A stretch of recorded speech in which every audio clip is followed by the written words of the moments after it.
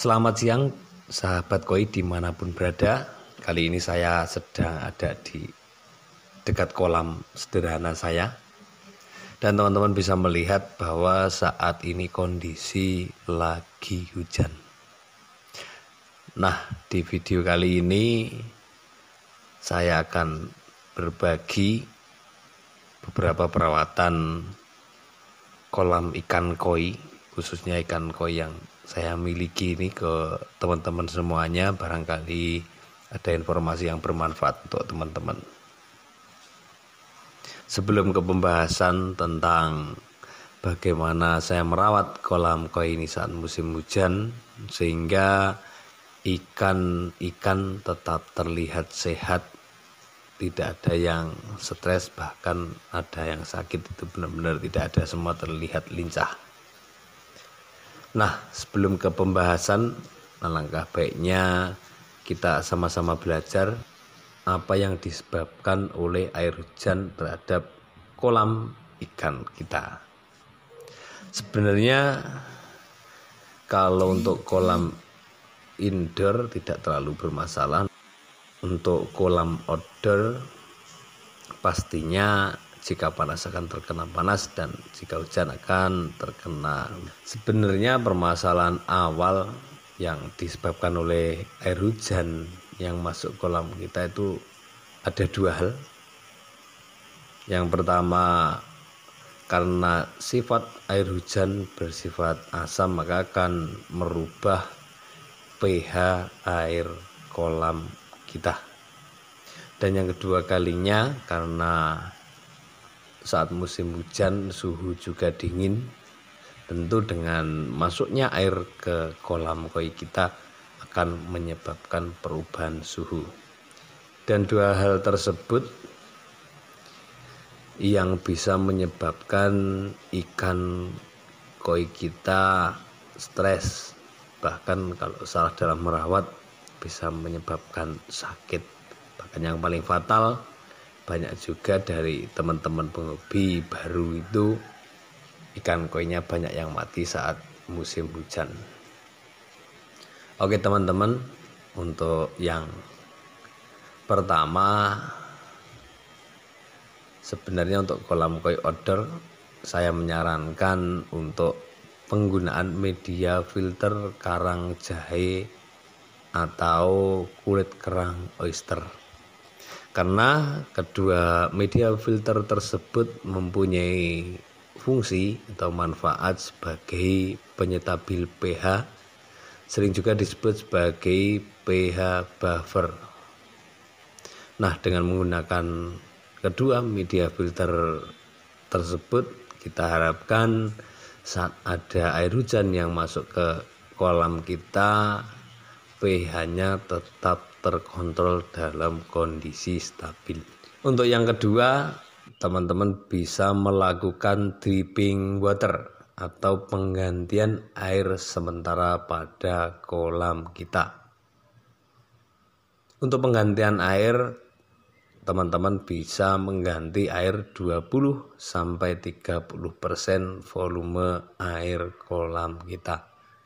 Tujuan penggantian air sebetulnya sama, karena air hujan bersifat asam. Dengan kita menambahkan air baru, kita berharap kondisi pH air kolam kita kembali ke normal. Untuk cara yang selanjutnya, bisa melakukan penggaraman atau pemberian garam pada air kolam kita. Sama dengan yang sebelumnya, untuk penggaraman juga bisa dilakukan setelah hujan deras. Manfaat garam sendiri selain mengembalikan pH kondisi air yang terlalu asam, juga bermanfaat meningkatkan metabolisme ikan koi kita. Jika masalah yang satu dari beberapa tips tadi terkait dengan pH sudah kita lakukan, maka kita akan membahas yang permasalahan kedua, yaitu perubahan suhu pada air kolam kita. Tentu saja perubahan suhu akan agak sulit kita ubah. Toh kalaupun kita ubah dengan menggunakan heater, kalau kolam kita luas pasti akan membutuhkan banyak heater, tentu saja tidak akan menghemat uang. Sebenarnya hal yang disebabkan oleh perubahan suhu, yang suhu itu tiba-tiba turun karena air hujan, itu akan menyebabkan satu, nafsu makan ikan berkurang. Yang kedua, kerja dari filter biologis menjadi tidak optimal karena perubahan suhu yang mendadak. Nah, maka dari itu kedua hal tersebut bisa kita antisipasi dengan yang pertama, yaitu pengurangan porsi pakan. Jadi untuk pengurangan pakan sendiri, teman-teman bisa mengurangi dari jadwal biasanya 1 hari 2 atau 3 kali, mungkin bisa teman-teman lakukan 1 kali dalam 1 hari. Untuk pengurangan porsi pakan sendiri sebetulnya bertujuan karena pencernaan ikan kurang optimal dan juga kerja biologis kurang optimal. Maka untuk meminimalisir kadar amoniak yang berada di dalam kolam koi kesayangan kita, dengan menggunakan lampu UV pada filter kolam koi kita. Lampu UV sendiri mempunyai fungsi sebagai pembunuh bakteri. Jadi saat musim hujan, intensitas hujan yang tinggi, air banyak masuk kolam kita, tentu kita tidak tahu karena secara kasat mata bakteri tidak terlihat. Kita harapkan dengan memberikan lampu UV ini, bakteri yang terbawa oleh air hujan itu bisa terbunuh, paling tidak bisa kita minimalisir. Dan yang selanjutnya, teman-teman juga bisa sering lakukan pencucian media filter mekanis, tapi jangan sampai media filter biologis.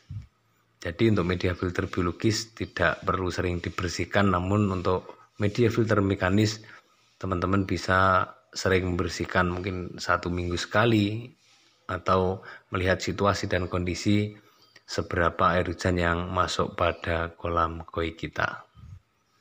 Oke sobat, demikian tip yang dapat saya bagikan ke sobatku semuanya. Mudah-mudahan ikan koi kesayangan kita selalu sehat walaupun dalam kondisi musim hujan. Mudah-mudahan video ini bermanfaat. Jangan lupa dukung terus channel ini dengan cara like, komen, dan subscribe. Terima kasih, sampai jumpa di video selanjutnya.